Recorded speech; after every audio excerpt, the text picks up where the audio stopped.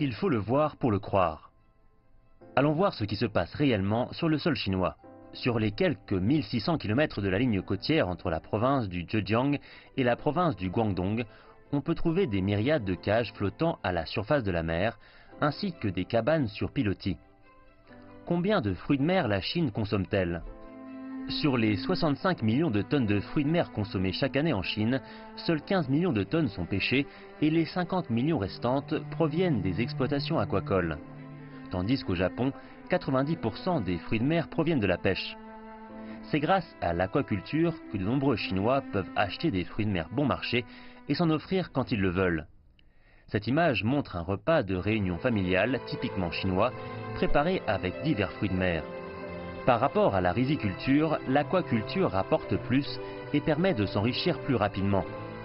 Durant 2000 ans, les Chinois de cette région ont développé de nombreux agro-écosystèmes extrêmement complexes et durables.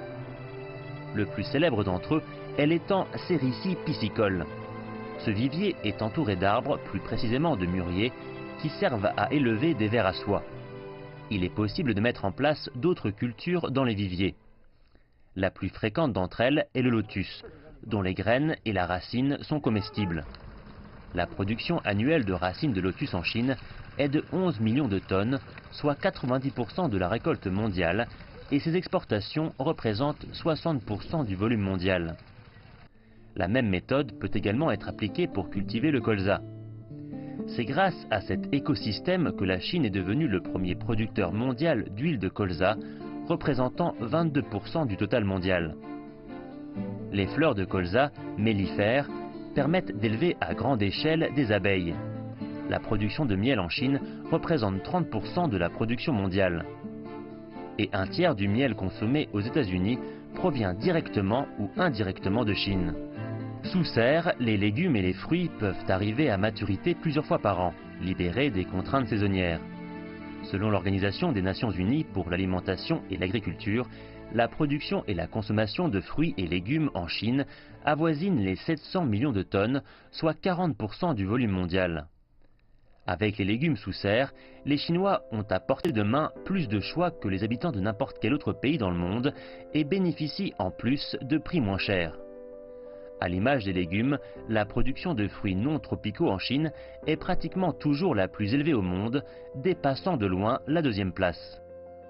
Parlons des principales cultures telles que le riz, le blé et le maïs. Ce sont les céréales les plus importantes car d'une part, les humains doivent s'en nourrir et d'autre part, elles servent de fourrage pour les volailles et le bétail. On peut voir que dans l'ensemble, la Chine est le plus grand producteur de céréales. Or ce volume, bien que suffisant pour que les 1,4 milliard de personnes puissent manger à leur faim, ne leur garantit pas le bien manger. Malgré le projet de reconversion de terres cultivées en forêt en Chine, le rendement agricole s'est encore amélioré et la production céréalière nationale continue d'augmenter. Et ce, grâce à des investissements massifs dans les technologies agricoles. L'une d'entre elles est la plantation de riz résistant au sel, qui permet aux agriculteurs de cultiver le riz dans des sols salins. Ce tableau montre à quel point les Chinois aiment manger du porc. Une partie des importations chinoises de maïs des États-Unis et du Brésil est utilisée pour l'élevage de volailles et de bétail. En conclusion, la Chine est capable de nourrir sa population et pas seulement avec les aliments de base comme les nouilles ou le riz. Par rapport à la plupart des pays développés, en Chine, les gens ont plus de choix et bénéficient de prix plus bas.